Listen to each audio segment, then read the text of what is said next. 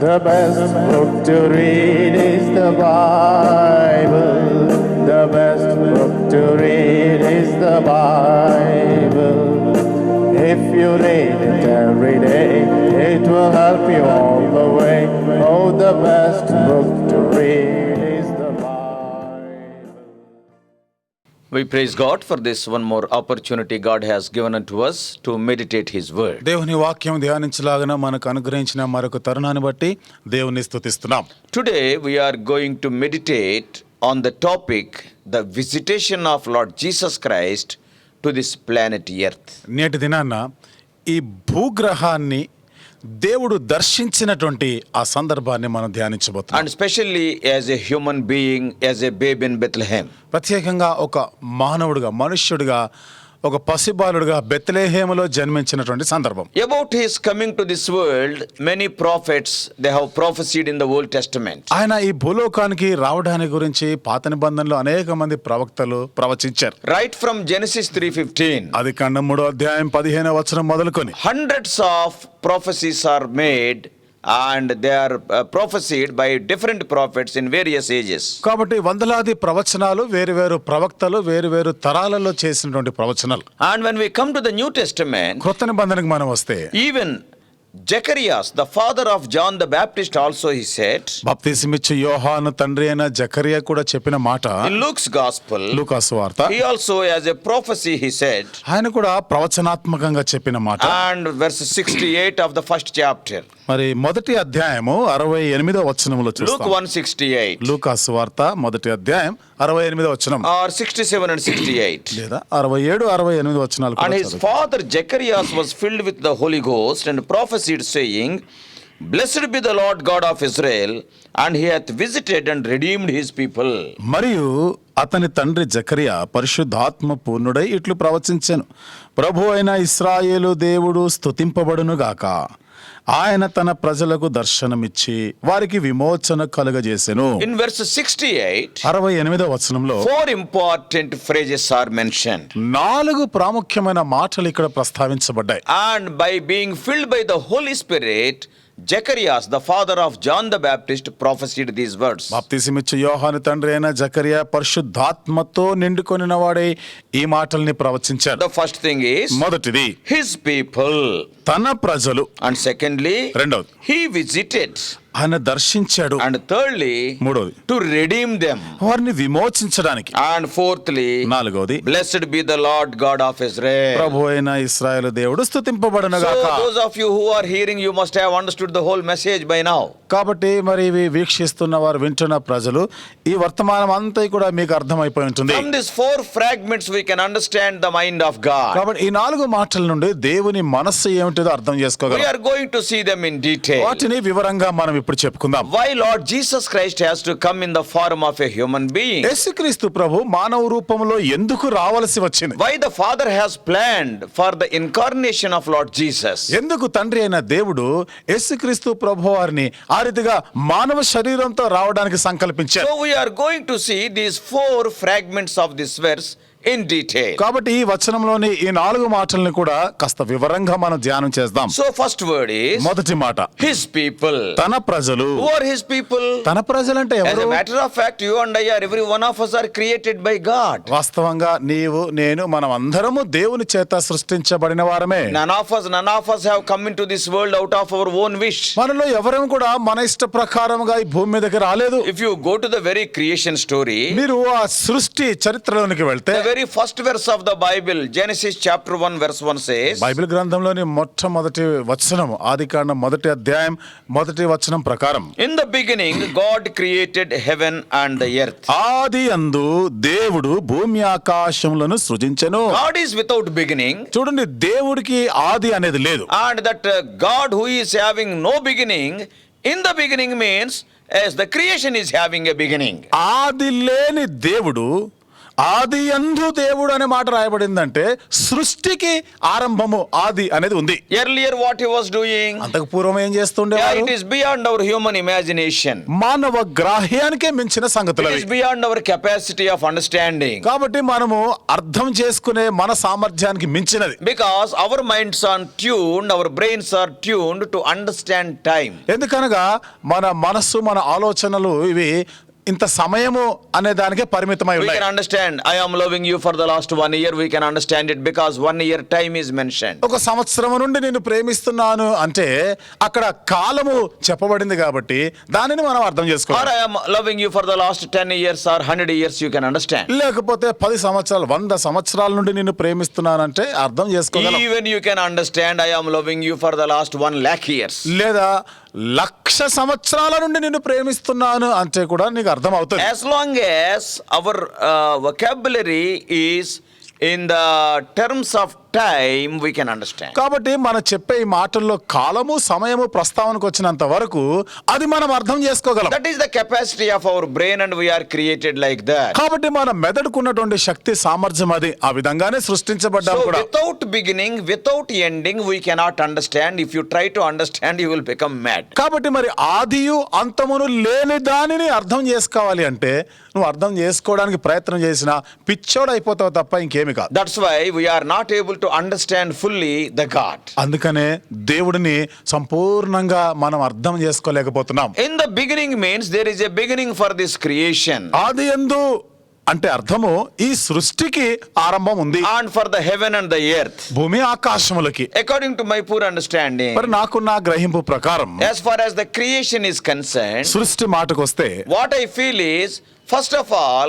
God created heaven. నేనేమనుకుంటున్నానంటే మొట్టమొదటిగా దేవుడు పరలోకమును సృష్టించాడు. See, before God creating man, God created a dwelling place for man. చూడండి, దేవుడు మానవుని సృష్టించక పూర్వము మానవుడు నివసించడానికి గల భూమిని సృష్టించాడు. Yeah, he created earth. భూమిని సృష్టించాడు. In a similar way, అదే రీతిగా before creating angels, the Lord has created their dwelling place. దేవదూతలని సృష్టించక పూర్వము వాటి నివాస స్థలముగా పరలోకమును సృష్టించాడు. Before Genesis 1:1, what is there means I cannot tell because my brain is a human brain. ఆదికాండం 1వ అధ్యాయం 1వ వచనానికి పూర్వము ఏం జరిగినాయా అంటే నేను చెప్పలేను. ఎందుకనగా నాకున్న జ్ఞాపక శక్తి మెదడు అది చాలా పరిమితి గలది. I may tell only superficially, but in detail I cannot tell. ఏదో అంతంత మాత్రం పైపైకి ఏమైనా చెప్పగలనేమో కానీ పూర్తి వివరాలతో నేను చెప్పజాలను. So according to the minimum understanding I am having, what I believe is, out of the creation, heaven is the first thing that is created. నాకున్న కొద్దిపాటి గ్రాహ్యాన్ని బట్టి ఆయన సృష్టించిన వాటిలో మొట్టమొదటిదిగా పరలోకమునే సృష్టించి ఉంటాడు అనుకుంటున్నాను. Then the heavenly beings like angels. ఆ తర్వాత పరలోకమందున్న జీవులు అయిన దేవదూతలు వాటిని సృష్టించాడు. In angels also there are so many categories. దేవదూతల్లో కూడా వేరు వేరు స్థాయిల్లో ఉంటారు. In an office there will be a joint director, there will be a director, or there will be an assistant director or deputy director or something like that. Different cadres.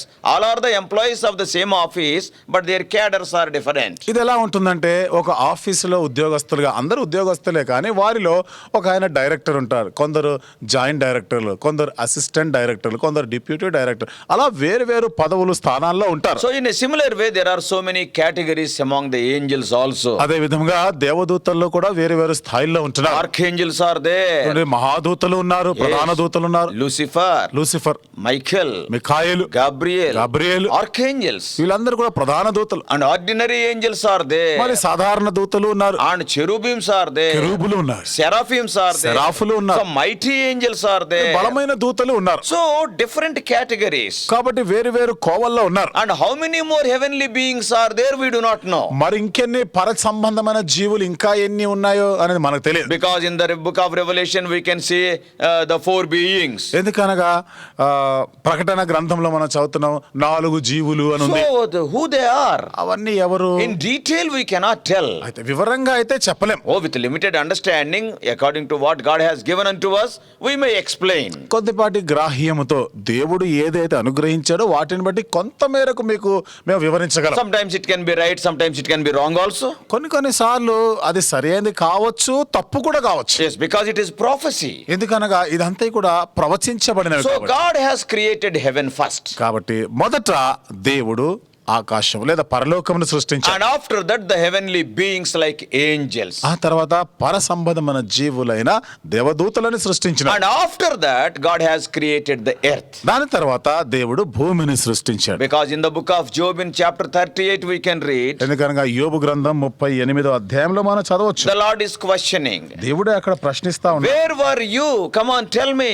When I laid the foundations to the earth, when the angels sang. నువ్వు దేవదూతలు పాట పాడినప్పుడు భూమికి పునాదులు వేసిన నాడు నువ్వు ఎక్కడుంటివి? So when the Lord was laying foundations to the earth, already the angels are there. కాబట్టి దేవుడు భూమికి పునాదులు వేస్తున్న సమయానికే దేవదూతలు ఉన్నారు. So what does it mean? అనగా అర్థం ఏమిటి? They are created before the earth was created. భూమి సృష్టించక పూర్వమే దూతలు సృష్టించబడ్డారు. And after creating the earth, భూమిని సృష్టించిన తర్వాత and we all know all the 6 days creation. ఆ తర్వాత మనకు తెలిసినట్లుగానే 6 దినాల సృష్టి జరిగింది. On the 6th day, 6వ దినాన and after seeing everything comfortable and congenial for man to live, and lastly he created man and woman. ఇక మానవుడికి నివాస యోగ్యంగా ఉంది అని అన్ని కూడా సౌఖ్యంగా ఉన్నాయి, సరిపోతాయి అని అనుకున్నప్పుడు చివరిగా దేవుడు మానవుని సృష్టించాడు. Created the light, వెలుగుని సృష్టించాడు, water, నీళ్లను or సృష్టించాడు, plants, మొక్కలను or సృష్టించాడు, animals. జంతువులను After సృష్టించాడు. creating all these things,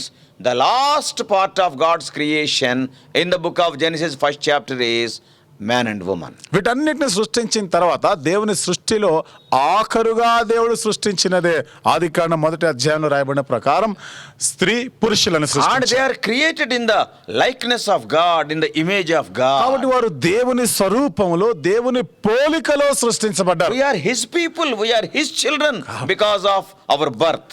మన యొక్క పుట్టుకను బట్టి మనము ఆయన పిల్లలం, ఆయనకు చెందిన వరం. That's why God has given His authority to Adam and Eve. అందుకనే దేవుడు ఆదాము అవ్వలకి దేవుని అధికారం అనుగ్రహించాడు. See, it is something like our families. ఇది కూడా మన కుటుంబాల్లో ఉన్నట్టుగా ఉంటుంది. When the father becomes old, తండ్రి వృద్ధాప్యానికి వస్తున్నప్పుడు that doesn't mean that God has become old. అంటే దేవుడు వృద్ధుడైపోయాడని అర్థం But కాదు. when the son is growing, అయితే కుమారుడు ఎదుగుతా ఉన్నప్పుడు, yes, when he comes to the age of accountability or age of shouldering some responsibilities, కాబట్టి తాను ఎదిగాడు, ఇప్పుడు కొన్ని బాధ్యతలు కూడా ఆయన భరించే వయసుకు ఎదిగినప్పుడు the father will be very happy to transfer some of the responsibilities to the children. తండ్రి కొన్ని బాధ్యతల్ని పిల్లలకి అప్పగించే విషయంలో ఎంత సంతోషిస్తాడు. Same thing has happened in the Garden of Eden. ఏదైనా తోటలో కూడా అదే జరిగింది. God has not handed over the responsibility to a lion or a elephant or some other trees.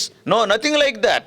దేవుడు ఆ బాధ్యతల్ని జంతువుల్లో ఏనుగులకో చిరుతపులకో లేకపోతే మరొక జంతువుకు ఆయన అప్పగించలే. Whereas he has given to his own made or created, that Adam who is created in his own image. తన స్వరూపములో సృష్టించబడిన ఆదాముకే అప్పగించాడు. That's why in Genesis 1:28, అందుకనే ఆదికాండం 1వ అధ్యాయం 28వ and వచనంలో God blessed them, and God said unto them, be fruitful and multiply and replenish the earth and subdue it and have dominion over the fish of the sea and over the fowl of the air and over every living thing that moveth upon the earth. దేవుడు వారిని ఆశీర్వదించను ఎట్లనగా మీరు ఫలించి అభివృద్ధి పొంది విస్తరించి భూమిని నిండించి దానిని లోపరుచుకొనుడి. సముద్రపు చేపలను ఆకాశ పక్షులను భూమి మీద ప్రాకు ప్రతి జీవిని ఏలుడని దేవుడు వారితో చెప్పెను. He has given dominion to the man over all the earth. You have to remember, over all the earth. మీరు గుర్తుపెట్టుకోండి, భూమి మీద ఉన్న వాటన్నిటిపైన దేవుడు వారికి అధికారం, ఏలుడి అనే అధికారం Here ఇచ్చాడు. one more thing. ఇక్కడ మరొక సంగతి God has created in his own image means, చూడండి, దేవుడు తన స్వరూపములో సృష్టించాడు అనగా అర్థం. then a logical question will come, that is, what is the image of God? ఇక్కడ ఒక న్యాయబద్ధమైనటువంటి ఒక ఆలోచన మనకు వస్తుంది కదా, నిజమే. మరి దేవుని యొక్క స్వరూపం అంటే ఎలా ఉంటుంది? And what are his dresses? ఏమిటి ఆయన వస్త్రధారణ ఎట్లా ఉంటుంది? Very clear clearly it is written, ఎంతో స్పష్టంగానే రాయబడింది. what are the cloths of God? దేవుని యొక్క వస్త్రధారణ ఏమిటి? The same cloths with which God covered man and woman. అవే వస్త్రాలతో దేవుడు స్త్రీ పురుషులను కూడా కప్పాడు. Psalm 104. చూడండి 104వ కీర్తన. Psalm 104. కీర్తనలు 104. And when we see the first verse, మొదటి వచనాన్ని మనం చదివితే, bless the Lord, O my soul, O Lord my God, thou art very great. Thou art clothed with honor and majesty. నా ప్రాణమా యెహోవాను సనుతించుము. యెహోవా నా దేవా, నీవు అధిక ఘనత వహించిన వాడవు.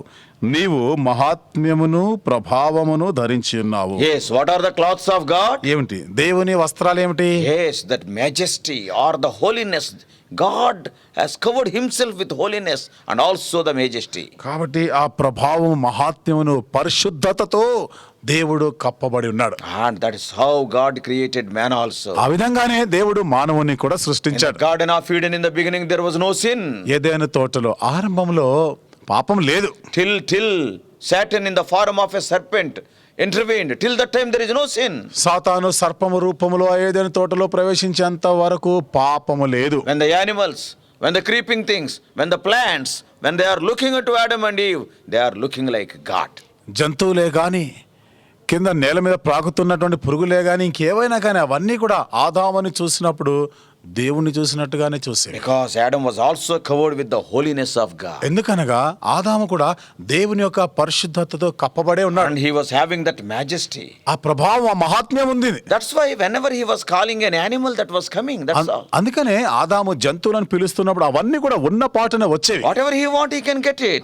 ఏది కావాలంటే అది వచ్చేది. He is like a mini God in the Garden of Eden. కాబట్టి ఏదేను తోటలో ఆదాము ఒక చిన్న దేవుడుగా ఉండినాడు. And God is the King of Kings. He is like a prince in the Garden of Eden. దేవుడు రాజులకు రాజుగా ఉంటే రాజకుమారుడుగా ఆదాము ఏదైనా తోటలో ఉండినాడు. There is so much creation is there. కాబట్టి ఇంకా ఎంతో విస్తారమైన సృష్టి We అంతా can ఉంది. see all the stars and all these things. కాబట్టి నక్షత్రాలు వీటన్నిటిని కూడా మనం చూస్తాం. But the Lord is ruling all those things with the power of His word. అయితే దేవుడు వాటన్నిటిని కూడా నోటి మాట శక్తి చేత నడిపిస్తున్నాడు, అదుపు చేస్తున్నాడు. And with the power of His word, He created them. నోటి మాట శక్తి చేతనే వాటిని సృష్టించాడు. And with the power of His word, He is maintaining them. తన మాట యొక్క శక్తిని బట్టి నిర్వహిస్తా ఉన్నాడు. And that is what God is doing. అదే దేవుడు చేస్తున్న పని. But as far as the earth is concerned, this planet Earth, అయితే ఈ భూగ్రహము మాటకు వస్తే, yes, God has given dominion to man to rule the earth. దేవుడు ఈ భూలోకాన్ని పరిపాలించి ఏలుబడి చేసే అధికారం మానవునికి ఇచ్చాడు. That's what psalmist is writing in Psalm 115. అదే కీర్తనకారుడు 115వ కీర్తనలో రాస్తున్నాడు. In verse 16, 16వ వచనంలో 115:16. 115వ కీర్తన 16వ వచనం. The heaven, even the heavens are the Lord's, but the earth hath He given to the children of men. ఆకాశములు యెహోవా వశం, భూమిని ఆయన నరులకిచ్చి ఉన్నాడు. Yes, the heavens are not in our control, ఆకాశములు మన అధీనములో లేవు. but అయితే the earth is under our control. భూమి మన వశమందు ఉంది. This is the situation in the Garden of Eden when God created Adam and Eve. దేవుడు ఆదాము అవ్వలను సృష్టించినప్పుడు భూమి మీద ఇది పరిస్థితి. What a wonderful God we are having. ఎంత అద్భుతమైన దేవుడు మనకు ఉన్నాడు కదా. And we were His people. మనము ఆయన తన ప్రజలముగా ఉంటిమి. But I will jump into the New Testament now. అయితే ఇప్పుడు నేను కొత్త నిబంధనలోకి వచ్చేస్తున్నాను. Now by this time you are having the idea that God created the earth and God has given the earth to the dominion of man. ఇప్పటికి మీకు ఈ గ్రహింపుకి వచ్చే ఉంటారు మీరు. దేవుడు భూమిని సృష్టించాడు, ఆ భూమి మీద ఏలుబడిని మానవునికి ఇచ్చాడు. And man got every right on the earth. కాబట్టి భూమి మీద ఈ మానవునికి సర్వ హక్కులు ఉన్నాయి. He is the owner of the earth. కాబట్టి ఈ భూలోకానికి తానే యజమానుడు. But అయితే after 4,000 years of Adam's creation, ఆదాము సృష్టించబడిన ఒక 4000 సంవత్సరాల తర్వాత when Lord Jesus Christ came into this world, యేసుక్రీస్తు ప్రభువారు భూమి మీదకి వచ్చినప్పుడు, at the time of His baptism, ఆయన బాప్తిస్మ సమయంలో and Satan came to tempt Him.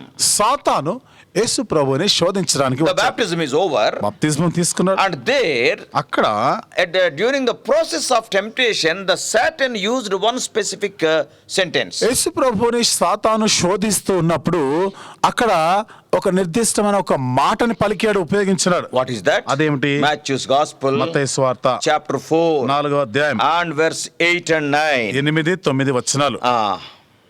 8, brother will read. 8వ వచనం. మరలా అపవాది మిగుల ఎత్తైన ఒక కొండ మీదికి ఆయనను తోడుకొని పోయి ఈ లోక రాజ్యములన్నిటినీ వాటి మహిమను ఆయనకు చూపి. Now what has happened? చూడండి ఇక్కడ ఏం జరిగిందో. Satan has taken Lord Jesus Christ to a very high mountain, and Satan has shown him all the glories of the kingdoms of this world. సాతానుడు యేసుక్రీస్తు ప్రభువారిని మిగుల ఎత్తైన కొండ మీదకి తీసుకొని పోయి ఈ లోక రాజ్య మహిమలన్నిటినీ చూపించాడు. In other words, మరొక మాటలో the చెప్పాలంటే whole earth and its glory, the Satan has shown to Lord. భూలోకం అంతయి కూడా వాటి మహిమ వాటి వైభవం అంతయి కూడా సాతాను చూపించాడు. And now what Satan is telling? ఇప్పుడు ఏమంటున్నాడు సాతాను? In verse 9, ఇప్పుడు చూడండి 9వ and వచనం. saith unto him, all these things will I give thee, if thou wilt fall down and worship me. నీవు సాగిలపడి నాకు నమస్కారం చేసిన ఎడల వీటినన్నిటినీ నీకిచ్చదనని ఆయనతో Now చెప్పగా. what Satan is telling? చూడండి ఇప్పుడు సాతాను ఏమంటున్నాడు? I will give all the earth to you. ఈ భూమి అంతయి కూడా నేను నీకిస్తా. All its glory I will give to ఈ you. భూలోకము వాటి మహిమంతయి కూడా నీకిస్తా. So indirectly what Satan is telling on that day? మరొక మాటలో పరోక్షంగా సాతాను ఏం చెప్తున్నట్టు అది నాన్న? I am the owner of the earth. నేనే భూలోకానికి యజమానుని. Yes, I will give it to you. నేను నీకు ఇస్తాను. Now this paradox comes here, now the difference. కాబట్టి ఇక్కడ ఈ వైవిధ్యము లేక ఈ వ్యత్యాసం అనేది ఇక్కడ మనం చూస్తాం. In the book of Genesis, ఆది కాండంలో in the first chapter, మొదటి అధ్యాయంలో God is the owner, దేవుడే యజమానుడు. but God has given that ownership, transferred the ownership to Adam. అయితే ఆ యాజమాన్యాన్ని ఆ యొక్క అధికారాన్ని దేవుడు ఆదామునికి ఇచ్చారు. And now here in New Testament, మరి ఇక్కడ కొత్త నిబంధనలో Satan is telling, I am the owner. సాతాను ఏమంటున్నాడు? నేను యజమానుని అంటాడు. So how can he tell that I am the owner when God has given that ownership to Adam? దేవుడు ఆ యజమాన్యాన్ని ఆదామునికి ఇస్తే సాతాను ఎట్లా చెప్పగలుగుతున్నాడు ఇది నాది, నేను దీనికి యజమానుడని? Is Satan is telling a lie? సాతాను ఏమైనా అబద్ధం చెప్తున్నాడా? No, Jesus Christ never said that you are telling a lie. కాదు. యేసు ప్రభు కూడా ఇదిగో నువ్వు అబద్ధం చెప్తున్నావు అని చెప్పలేదు. See, Satan is having all bad qualities, చూడండి సాతానుడికి అన్ని చెడ్డ లక్షణాలే ఉన్నాయి. but one good quality is also there. అయితే ఒక్క మంచి లక్షణం కూడా ఉంది. Do you know what is that? ఏంటో తెలుసా? When he talks to God, he will tell the truth. దేవుడితో మాట్లాడే ప్రతిసారి కూడా వాడు సత్యమే చెప్తాడు. Satan cannot bluff God because God knows the truth. To be frank, God is truth. కాబట్టి దేవునికి సత్యం ఏంటో తెలుసు. ఇంకా వాస్తవంగా చెప్పాలంటే దేవుడే సత్యమైనాడు కాబట్టి దేవుని దగ్గర సాతాను అబద్ధం ఆడలేడు. This is the good quality. ఇది సాతానుకు ఉన్న ఒక మంచి లక్షణం. Yes, he will tell truth to God. దేవునితో మాట్లాడేటప్పుడు సత్యమే But when he మాట్లాడతాడు. talks to us, he will tell lies because we do not know what is the కానీ truth. మనతో మాట్లాడిన ప్రతిసారి వాడు అబద్ధమే చెప్తాడు. ఎందుకంటే మనకు సత్యం తెలియదు. And secondly, a lie will be always tastier than the truth. రెండవది సత్యం కన్నా అబద్ధమే అది చాలా ఇంపుగా ఉంటది. That's why he will be telling lies. అందుకనే వాడు అబద్ధాలే చెప్తాడు. So he is talking to Lord Jesus Christ and telling that I am the owner of the earth means that is the truth. యేసుక్రీస్తు ప్రభువారితో మాట్లాడుతూ ఈ భూలోకం అంతటికి నేను యజమానుని అని వాడు చెప్పుకున్నప్పుడు అది సత్యమే. Then there is only one possibility we can see. కాబట్టి ఇక్కడ ఒకటే సాధ్యత మనం చూస్తాం. God has given the authority over earth to Adam, దేవుడు ఈ భూలోకం యొక్క అధికారం అంతా కూడా ఆదామునికి ఇచ్చాడు. and today Satan is telling I am the owner means at one point of time in the history Satan must have sold the authority to Satan. ఈ రోజు సాతానుడు నేను దీనికి యజమానుణ్ణి అని నాకే అధికారం ఉంది అని చెప్తున్నాడంటే ఏదో ఒక సందర్భంలో ఈ ఆదాము ఈ మానవుడు ఈ అధికారాన్ని సాతానుకి అప్పగించేసి ఉంటాడు. That is what has happened. అదే జరిగింది కూడా. That is what has happened in the Garden of Eden. అదే ఏదైనా తోటలో జరిగింది. When Adam disobeyed the word of God, he became sinner. ఆదాము దేవుని యొక్క మాటకు అవిధేయుడైనప్పుడు పాపాత్ముడైపోయినాడు. And he lost the authority. అధికారాన్ని He పోగొట్టుకున్నాడు. lost the image of God. దేవుని యొక్క స్వరూపం He lost the పోయింది. likeness of God. దేవుని పోలిక పోయింది. And now what has happened? ఇప్పుడు ఏం జరిగింది? Satan became the owner. సాతాను యజమానుడైపోయాడు. At what point of time this is transferred? ఎప్పుడు ఏ సమయంలో బదిలీ అయిపోయింది అధికారం అంతా? Job is writing. యోబు రాస్తున్నాడు. One of the oldest books in the Bible, that is Job. Bible గ్రంథంలో పురాతనమైనటువంటి గ్రంథం, ఆదిలో రాయబడిన గ్రంథం And it is the book యోబు of గ్రంథం. Job. అది యోబు గ్రంథం. What Job is writing? యోబు ఏమని రాస్తున్నాడు? Job 9 యోబు గ్రంథం 9వ and అధ్యాయం verse 24. 24వ వచనం. About the earth he is writing. భూమి గురించి రాస్తున్నాడు. The earth is given into the hands of the wicked. చూడండి ఇక్కడ భూమి దుష్టుల చేతికి అప్పగింపబడి ఉన్నది. To the wicked one. దుష్టులకి. Singular, that is to the wicked one. దుష్టుడు ఏకవచనం. So what is written here? ఏమని రాయబడింది The ఇక్కడ? earth is sold or it is handed over to the wicked one. కాబట్టి భూమి దుష్టుని చేతికి అప్పగించబడి ఉంది. Yes, during the days of Adam it has happened. ఆదాము దినాల్లోనే జరిగింది అది. That's why. అందుకనే Yes, Satan is telling, I will give it to you. సాతాను అంటున్నాడు కదా, నేను నీకు ఇస్తాను. Now Adam is not the owner. ఇప్పుడు ఆదాము ఆ యజమానుడు కాదు, He ఇంకా lost the dominion. పోయింది. ఆ ఏలుబడి అధికారం That's పోగొట్టుకున్నాడు. why the animals are not coming when he is calling. అందుకనే జంతువులను పిలిచినా అవి రావడం The లేదు. nature is not obeying him. ప్రకృతి కూడా ఆయనకి లోబడడం లేదు. He lost that power ఆ అధికారాన్ని పోగొట్టుకున్నాడు. and he sold it to me. నాకు అమ్మివేసినాడు. Now if you bow before me, I will give it to you. కాబట్టి ఇప్పుడు నీవు నాకు సాగిలపడి మొక్కితే నేను నీకు ఇస్తాను. When Satan is speaking like that, ఎప్పుడైతే సాతాను ఈ మాట చెప్తా ఉన్నాడో, it is just my imagination. It is not written in the Bible. బైబిల్లో రాయలేదు కానీ నేను అనుకుంటున్నా, నేను ఊహించుకుంటున్నాను ఈ విధంగా జరిగి ఉంటుందని. Lord Jesus Christ was hearing, bowing his head, the words of Satan. యేసుక్రీస్తు ప్రభువారు తల వంచి తల కింద వేసుకొని సాతాను చెప్తా ఉంటే ఆ మాటలని వింటా ఉన్నాడు. How proudly he is speaking. చూసారా వీడు ఎంత గర్వంగా మాట్లాడుతున్నాడు. Actually, I am the owner. వాస్తవంగా నేను కదా యజమానుని. Out of love, I have given to my son. ప్రేమను బట్టి నా కుమారునికి ఇచ్చని అధికారం. To Adam and Eve. అదే ఆదాము అవ్వలకి But ఇచ్చాను. because of their disobedience, they sold it. వారి అవిధేయతను బట్టి ఈ అధికారాన్ని వాళ్ళు అమ్మివేసుకున్నారు. And Satan purchased it. సాతాను కొనేసినాడు. And now Satan is telling, I am giving this to you, forgetting that I am the owner. ఇప్పుడు సాతాను నేను యజమాను నా సంగతి మర్చిపోయి నాకు ఇస్తాడంట. It is mine. ఇది నాది. And Satan is telling like that. సాతాను చెప్తున్నాడు ఇది నాది అంటున్నాడు. And what I feel is, నేనేమనుకుంటున్నానంటే the Lord Jesus Christ have lifted up his eyes. What you are talking, Satan, in a different way he must have looked at Satan. అప్పుడు యేసుక్రీస్తు ప్రభువారు తల పైకెత్తి ఒకలాంటి చూపుతో సాతానుని చూసుంటాడు. ఏం సాతాను ఏం మాట్లాడుతున్నావు, ఏమనుకుంటున్నావు అలా అని ఉంటాడు ఆయన. Actually, I am the owner. నేను కదా యజమానుణ్ణి. Because of the mistake of my child, you are talking as you like. ఏదో నా పిల్లలు తప్పు చేసినందుకు నీ ఇష్టం వచ్చినట్టు మాట్లాడతావా? And when Satan saw the looks of Jesus, యేసు ప్రభువారు ఆ విధంగా చూసినప్పుడు he feared a lot. సాతాను భయం పుట్టింది ఇంకా. And then he told the complete truth. అప్పుడు అసలు సత్యం అంతా చెప్తున్నాడు. And the same instance is written in Luke 4 also. ఇదే సందర్భము లూకాసు వార్త 4వ అధ్యాయంలో కూడా రాయబడింది. And Luke is writing in a detailed way. లూకా ఇంకా వివరంగా రాస్తున్నాడు. Luke's gospel, లూకాసు వార్త chapter 4 4వ అధ్యాయం and verse 6. 6వ వచనం. And the devil said unto him, all this power will I give thee, and the glory of them. For that is delivered unto me, unto whomsoever I give it. అప్పుడు అపవాది ఈ అధికారం అంతయు ఈ రాజ్యముల మహిమయు నీకిత్తును, అది నాకు అప్పగింపబడి ఉన్నది. అది నాకు అప్పగింపబడి ఉన్నది. What he is telling? ఏమని చెప్తున్నాడు? I am not the owner, Lord. ప్రభువా నేనేమి యజమానుని Why కాదు. you are looking at me like that so angrily? ఏంది అంత కోపంగా చూస్తున్నావు I am నన్ను? not the owner. నేను యజమానుని కాదుగా. I said I will give it to you. సరే ఏదో నీకు ఇస్తానని చెప్పానులే. And by seeing your looks, I am telling the 100% truth. నీ చూపులు చూడగానే ఇక నేను 100% I Satyam cannot hide anything. నేనేమి దాచుకోలేను కదా. So here he is writing. ఇక్కడ రాస్తున్నాడు, Yes, it is delivered unto me. ఇది నాకు అప్పగింపబడి ఉన్నది. That's how I became the owner. అందుకనే నేను యజమానుడు అయిపోయింది దీనికి. Oh, brothers and sisters. కాబట్టి సహోదరులారా, We are created as his people.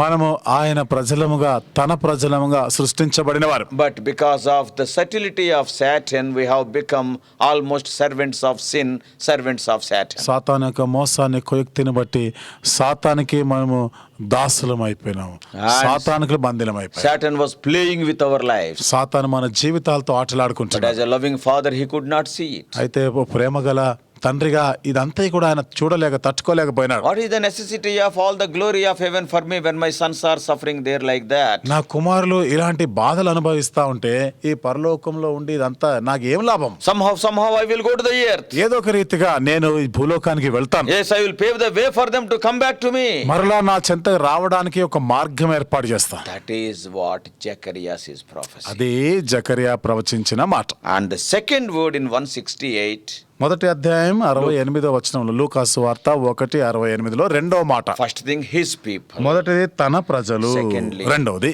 he visited us. ఆయన మనల్ని దర్శించాడు. In Luke 1:68 and 78 also it is written. లూకాసు వార్త 1:68లో అలాగే 78లో కూడా రాయబడింది. So he visited the earth. కాబట్టి భూలోకాన్ని దర్శించాడు. Oh, brothers and sisters. సోదరి సహోదరులారా, Many people say like this. చాలా మంది ఏ విధంగా అంటారు, Oh, you are telling that Lord Jesus Christ is God. యేసుక్రీస్తు ప్రభు దేవుడు అని చెప్తున్నారు. And he only came to this world only 2000 years ago. ఆయన ఏదో ఈ భూమి మీదకి వచ్చి 2000 సంవత్సరాలే అయింది కదా. But before that 2000 years, who is God? మరి 2000 సంవత్సరాలకు ముందు దేవుడు ఎవరు? The question looks like a valid question. కాబట్టి నిజం ఈ ప్రశ్న అది కొంచెం అడగదగిన ప్రశ్నే, దానికి ఎంతో విలువ ఉంది. But if you see carefully, మీరు జాగ్రత్తగా గమనిస్తే, if you see the words of Zacharias correctly, Zechariah పలికిన మాటలు మీరు జాగ్రత్తగా సరిగ్గా మనం అర్థం చేసుకుంటే, the Lord visited the earth. ఏమనుంది ఇక్కడ? దేవుడు భూమిని దర్శించెను. He came as a visitor. దర్శించేవాడిగా వచ్చాడు ఈ భూమి మీదకి. Yes. That is not the beginning of God. అనగా ఇక్కడ దేవుడు తనకు ఆరంభం ఇక్కడ అయిందని కాదు. Lord Jesus Christ birth has not started as a babe in Bethlehem. యేసుక్రీస్తు ప్రభు యొక్క పుట్టుక బెత్లెహేములో ఒక పసిబాలుడుగా ఆరంభమైనది కాదు. He was there earlier. అంతకు పూర్వం అక్కడ ఉన్నవాడే. In Psalm 90, 90వ కీర్తనలో in verse 1, మొదటి వచనంలో, Psalm 90 verse 1, 90వ కీర్తన మొదటి వచనం, what Moses is writing? మోషే ఏమని చెప్తున్నాడు? Lord, thou hast been our dwelling place in all generations. ప్రభువా తరతరముల నుండి మాకు నివాస స్థలము నీవే.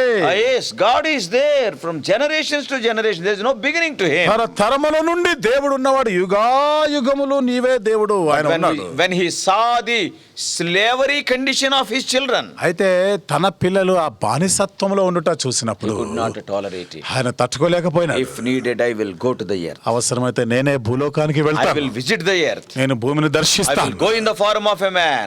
మానవ రూపంలో వెళ్తాను. Because Satan deceived man. Yes, man I will go and I will defeat Satan. ఎందుకనగా ఈ సాతానుడు ఈ మనుష్యుని మోసగించాడు కాబట్టి ఒక మనుష్యుడిగానే నేను భూమి మీదకి వెళ్ళి వాడిని ఓడిస్తాను. What all is lost by Adam, I will regain it. ఆదామునందు ఏమేమి నష్టపోయారో అంతే కూడా నేను మరలా I సమకూరుస్తాను. love my children. నా పిల్లలను ప్రేమిస్తున్నాను. That's why he visited the earth. అందుకని ఆయన ఈ భూలోకాన్ని దర్శించాడు. Visiting means that is not the time of birth. He is already there. He visited for a purpose, and when the purpose is fulfilled, once again he went back. దర్శించను అనగా అక్కడ అప్పుడే పుట్టాడని అర్థం కాదు. అంతకు పూర్వమే ఉన్నవాడు, ఆ దినాన్న ఆ సమయం కొరకు దర్శించడానికి వచ్చాడు. ఆ ఉద్దేశము ఆ సంకల్పం నెరవేర్చబడింది, మరలా వెళ్ళిపోయాడు. So Lord Jesus Christ, his life as a human being started 2000 years ago, but he is there without beginning. కాబట్టి ఇక్కడ మనం గమనిస్తే యేసుక్రీస్తు ప్రభు వారి యొక్క మానవ జీవితానికి ఆరంభం అది భూమి మీద. అంతకు పూర్వం నుండి ఆయన అసలు ఉన్నవాడే. And so he visited us. కాబట్టి ఆయన మనలను దర్శించెను. Anybody asks you 2000 years ago only he came, and who is the God before that, means he is there before that. ఎవరైనా నిన్ను అడిగితే యేసు ప్రభు పుట్టి 2000 సంవత్సరాలు అయింది కదా, అంతకు ముందు దేవుడు ఎవరు అని అంటే, ఆయన అంతకు పూర్వము ఉన్నవాడే, మనిషిగా భూమి మీద పుట్టిన దినం అది అని So చెప్పొచ్చు. the first thing is we are his people. కాబట్టి మొదటిది మనము ఆయన ప్రజలు, So తన when we ప్రజలు. went into Satan's captivity, he visited the earth with a sole purpose to redeem us. సాతాను చెరలోకి మనం వెళ్ళిపోయినప్పుడు ఆ దేవుడు యేసుక్రీస్తు ప్రభువుగా ఈ భూమిని దర్శించడానికి ఏకైక కారణం మనల్ని విమోచించడానికి. That's why the third word written there in verse 68 is to redeem. అందుకనే మూడవ మాట 68వ వచనం రాయబడిన మాట, విమోచించి విమోచన కలగజేసెను. The sole purpose for which Lord Jesus Christ came in the form of a human being is to redeem the sinful humanity. యేసుక్రీస్తు ప్రభువారు మానవుడుగా భూమి మీదకి వచ్చిన ఏకైక ఉద్దేశము ఈ మానవుణ్ణి విమోచించడానికి.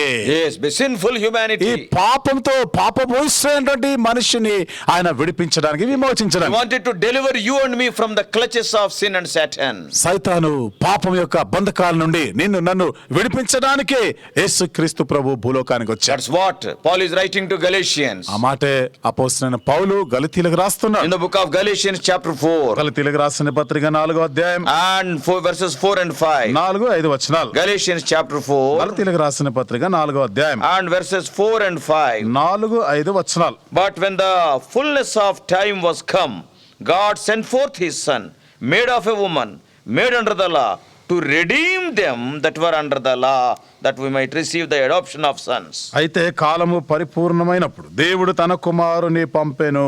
ఆయన స్త్రీ యందు పుట్టి మనము దత్తపుత్రులము కావలెనని ధర్మశాస్త్రమునకు లోబడి ఉన్న వారిని విమోచించుటకై ధర్మశాస్త్రమునకు లోబడిన వాడాయను. The purpose of the visit of Lord Jesus Christ primarily to redeem the sinful humanity. యేసుక్రీస్తు ప్రభువారు భూలోకాన్ని దర్శించడానికి ప్రాథమికమైనటువంటి ఉద్దేశం పాపి అయినటువంటి మానవుని విమోచించడానికి.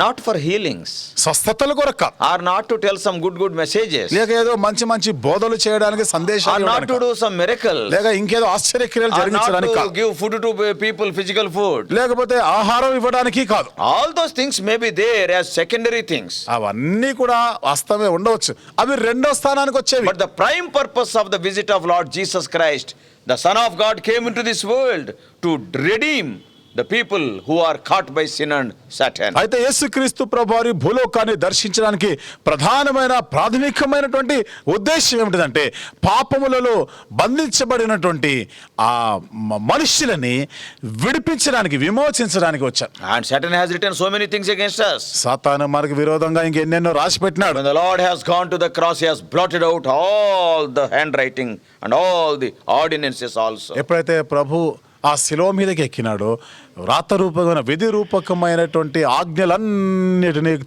కొట్టివేస్తున్నాడు ఆయన. That is what we read in the book of Colossians chapter 2 verses 13 to 15. ఆ మాటలు కొలస్సీయులకు రాసిన పత్రిక 2వ అధ్యాయం 13 నుండి 15 వచనాల్లో మనం చదవచ్చు. And he spoiled all the principalities and powers. అంతేకాకుండా అధికారులని అందరినీ కూడా ఆయన నిరాయుధులుగా చేసినాడు. And he triumphed over them. వారన్నిటి మీద విజయోత్సవముతో ఆయన ఉండినాడు. Oh, brothers and sisters, సోదరి సోదరులారా, the one who is having the power over the earth, the Lord defeated once again he regained the power. ఈ భూలోకాన్ని ఏలుతూ అధికారమంతా చలాయిస్తున్న వాణిని మళ్ళా యేసుక్రీస్తు ప్రభువారు తన యొక్క సిలువ చేత శక్తి చేత ఓడించాడు. ఆ అధికారమంతా కూడా ఆయన మళ్ళా చేజెక్కించాడు. Not only defeated Satan, సాతానుని ఓడించడం మాత్రమే కాదు, not only delivered us, మనల్ని విడిపించడం మాత్రమే by dying కాదు, on the cross, by being buried and being risen again, he defeated grave and death also. సిలువ మీద మరణించి సమాధి చేయబడి తిరిగి లేచుట ద్వారా ఆయన మరణముల సమాధిని కూడా ఆయన జయించి See లేచాడు. what a wonderful thing that has taken ఎంత place. అద్భుతమైన సంగతి The జరిగింది. Lord has visited us to redeem us from all the fears. ప్రభు మనల్ని దర్శించాడు, మనల్ని సకల భయముల నుండి, పాపము నుండి మరియు సకల భయముల నుండి విమోచించడానికి ఆయన దర్శించాడు. Once again, he planned to give the same sonship which Adam and Eve enjoyed in the Garden of Eden. ఏదైనా తోటలో ఆదాము అవ్వలు ఏదైతే ఆ కుమారత్వాన్ని వారు అనుభవిస్తూ ఉండేవారో వాటిని మరలా ఆయన ఇస్తున్నాడు. That's why in John 1:12 it is written. అందుకని యోహాను సువార్త 1వ అధ్యాయం 12వ వచనంలో రాయబడింది. This is a very well known verse. ఇది మనకి చాలా సుపరిచితమైనటువంటి వచనం. In John's Gospel, యోహాను సువార్త 1st chapter, 1వ అధ్యాయం and verse 12 says, 12వ వచనంలో ఈ విధంగా రాయబడింది. As many as received him, to them he gave power to become the sons of God.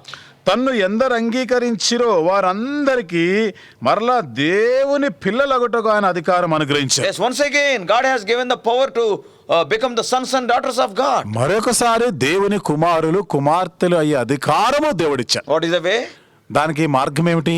As many as received him. తన్ను ఎందరు అంగీకరించిరో. So today the way God made it so simple. కాబట్టి నేటి దినాన ఈ మార్గం, ఈ విధానాన్ని దేవుడు ఎంత సరళమైనదిగా To చేశాడు. make you and me once again the sons and daughters of God, it costed the Lord everything and he has made it available to us freely. నిన్ను నన్ను మరలా దేవుని కుమారుడు కుమార్తెగా చేయడానికి ఎంతో గొప్పదైన క్రయమును ఆయన చెల్లించి ఈ అధికారము ఉచితముగా మనకు అనుగ్రహించాడు. Yes, when we accept him, ఆయనను మనం when we అంగీకరించినప్పుడు, receive him, మనం ఆయనను చేర్చుకున్నప్పుడు oh, once again the fellowship will be restored. మరొకసారి ఈ సహవాసం, ఈ సంబంధము సమకూర్చబడుతుంది. At the cross, సిలువ చెంత, when we come to the cross, ఆ సిలువ చెంతకు వచ్చినప్పుడు freedom is there. అక్కడ మనకి స్వాతంత్రం ఉంది. Before you are given freedom, forgiveness is there. నీకు ఆ స్వాతంత్రం ఇవ్వక ముందు క్షమాపణ ఇచ్చాడు. Because sin is binding you like a rope. ఎందుకనగా పాపం అనేది నిన్ను తాళ్లతో కట్టినట్టుగా బంధించేసి. That's why in Telugu, పాప పాశములు నన్ను బంధించు. అందుకనే తెలుగులో చక్కగా రాయబడింది, పాప పాశములు బంధించాయి. Yes, that sin is binding you. పాపము బంధించి వేస్తాను, It is not allowing you to move at all. నిన్ను ఎక్కడ కూడా కదలనివ్వడం లేదు. When you come to the cross, నీవు సిలువ చెంతకు first వచ్చినప్పుడు forgiveness. మొదట క్షమాపణ. Because of the forgiveness, all the ropes will be unroped. ఆ క్షమాపణ లభించిన కారణాన్ని బట్టి నీ కట్లన్నీ కూడా విప్పివేయబడ్డాయి, తెగిపోయాయి. And as a result of that, freedom. దానికి ఫలితంగా నీకు స్వేచ్ఛ, స్వాతంత్రం At వచ్చింది. cross, first forgiveness, then freedom. సిలువ చెంత మొదటిదిగా నీకు క్షమాపణ, రెండవదిగా నీకు స్వేచ్ఛ, స్వాతంత్రం Because వచ్చింది. the word and the spirit and the son makes you free. ఎందుకనగా వాక్యము, ఆత్మ, కుమారుడు నిన్ను స్వతంత్రులుగా If the చేస్తారు. son makes you free, you are free indeed. John 8 chapter. యోహాను సువార్త 8వ అధ్యాయం చదువుతున్న కుమారుడు మిమ్మల్ని స్వతంత్రులుగా చేసినాడలా నిజముగా మీరు స్వతంత్రులై ఉంటారు. Yes, at the cross we will have forgiveness and freedom. When you are a free man, that will lead to the fellowship. సిలువ చెంత మనకి క్షమాపణ దొరికింది, స్వాతంత్రం దొరికింది. ఎప్పుడైతే నీకు ఈ స్వాతంత్రం లభించిందో అప్పుడు సహవాసంలోనికి వస్తున్నావు. Forgiveness, freedom, fellowship. క్షమాపణ, స్వాతంత్రం, సహవాసం.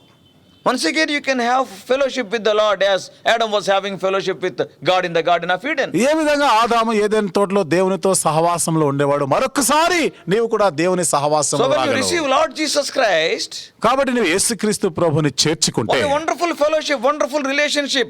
Again you can call him my loving heavenly Father. ఎంత అద్భుతమైన సహవాసం, సంబంధం. నువ్వు మరలా ఇక్కడ ప్రేమ గల నా పరలోకపు తండ్రి అని సంబోధించు. What a wonderful relationship. ఎంత అద్భుతమైన సంబంధం Same ఇది. situation like in the Garden of Eden. ఏదైనా తోటలో ఉన్నటువంటి పరిస్థితి లాంటిదే. As a father he was coming, as children Adam and Eve were going. ఓ తండ్రిగా ఆయన తన పిల్లల దగ్గరకు వచ్చినట్లుగా వస్తా ఉంటే ఆదాము అవ్వలు అలా విధంగా ఆయన దగ్గర If you పోయేవాళ్ళు. receive him today, ఈ రోజు కూడా నువ్వు ఆయనని చేర్చుకుంటూ you are అంగీకరిస్తే forgiven of your sins.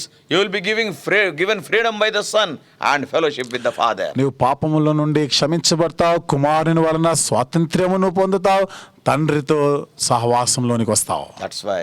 అందుకని That is the only purpose, main purpose the Lord Jesus Christ came to this world. ఇదే ఉద్దేశం, ప్రధానమైన ఉద్దేశంతో యేసుక్రీస్తు ప్రభువారు భూలోకానికి వచ్చారు. What a wonderful God he is. ఎంత అద్భుతమైన దేవుడు ఆయన. That's why Zechariah is telling, అందుకనే జకరియా చెప్తున్నాడు, what can we give unto such a wonderful, wonderful restoration? ఎంత అద్భుతమైనటువంటి ఈ సమకూర్పుకి ఏమి ఇవ్వగలం? In 168 he says, ఆయన మొదటి అధ్యాయం 68వ వచనంలో అంటాడు కదా, Lord, we cannot give you anything for this. ఓ దేవా, దీని కొరకు మేము ఏమి ఇవ్వలేము నీకు. What can we say? ఏం చెప్పగలం ఇంకా? Blessed be the Lord God of Israel. ప్రభు అయిన ఇశ్రాయేలు దేవుడు స్తుతింపబడును గాక. In other words, only we can offer our worship. మరొక మాటలో చెప్పాలంటే మనం కేవలం ఆరాధన చేయగలం. Lord, we cannot give you anything. We will just tell, thank you, Lord. దేవా, మేమేమి అర్పించలేము, ఏమి ఇవ్వలేమయ్యా, మేము తల వంచి నీ కృతజ్ఞతాస్తుతులు చెల్లిస్తాం. Oh, leaving your position, you have come to this world, as it is written in Philippians chapter 2. ఫిలిప్పీయులకు రాసిన పత్రిక 2వ అధ్యాయంలో రాయబడినట్లుగా నీ స్థానము విడిచిపెట్టి వచ్చావు. What can we give unto you, Lord? నీకేమి ఇవ్వగలం ప్రభువా? Blessed be your name. కాబట్టి నీ నామము స్తుతినందును గాక. Brothers and sisters, సహోదరి సహోదరులారా, you are hearing this message.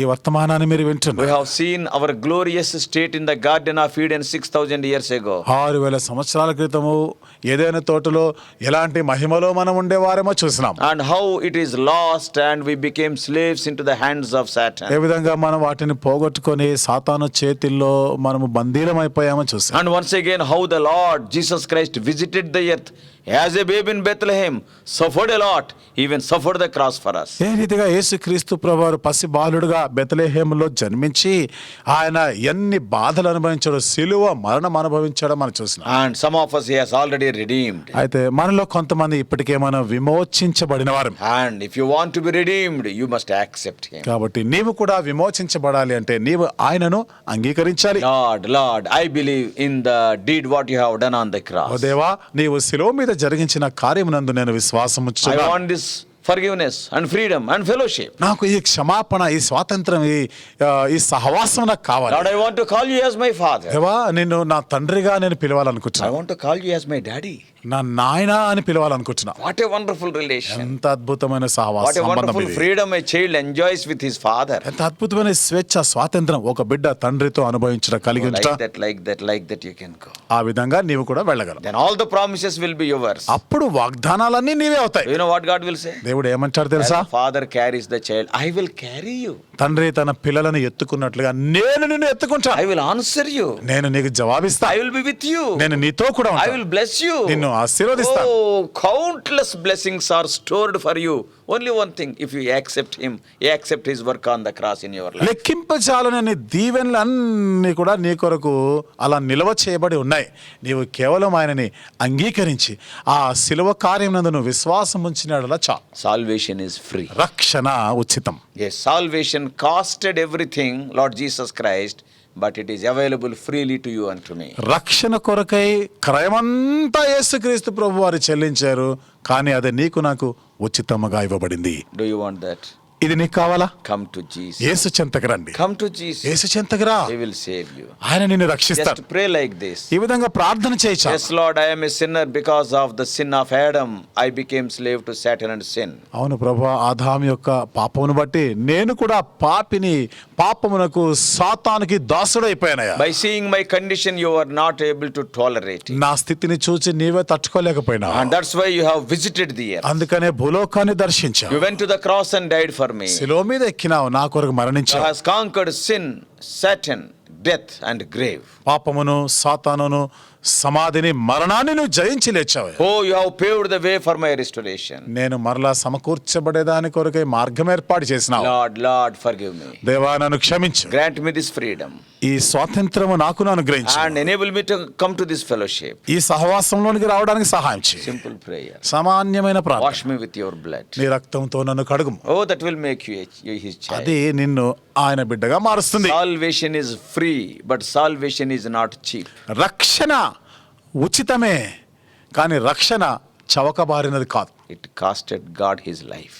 దేవునికి తన యొక్క ప్రాణమే పెట్టవలసి వచ్చింది. If you want to come to him, నువ్వు ఆయన చెంతకు రావాలనుకుంటే this is the right time. ఇదే సరి అయిన This సమయం. is the acceptable time. ఇదే అనుకూలమైన సమయం. Just pray a small prayer in your heart. చిన్న ప్రార్థన నీకు చెప్పినట్లుగా హృదయంలో Once చేసుకో. again, be restored to the fellowship of the very Creator God. మరొకసారి ఆ సృష్టికర్త అయిన దేవుని సహవాసంలోనికి తిరిగిరా. And thank the Lord. Lord, blessed be the name of God. ఆ విధంగా దేవునికి కృతజ్ఞతాస్తులు చెల్లిస్తూ, దేవా నీ నామ స్తుతి నొందునుగాక. Believe that he has accepted you. ఆయన నిన్ను అంగీకరించాడు, నిన్ను చేర్చుకున్నాడని నమ్ముచా. That is the first step of your Christian life. అదే నీ క్రైస్తవ జీవితానికి మొదటి మెట్టు. May God help you. దేవుడు నీకు సహాయం చేయనుగాక. Let us pray. రండి ప్రార్థన చేసుకుందాం. Let us pray. ప్రార్థన చేసుకుంటాం.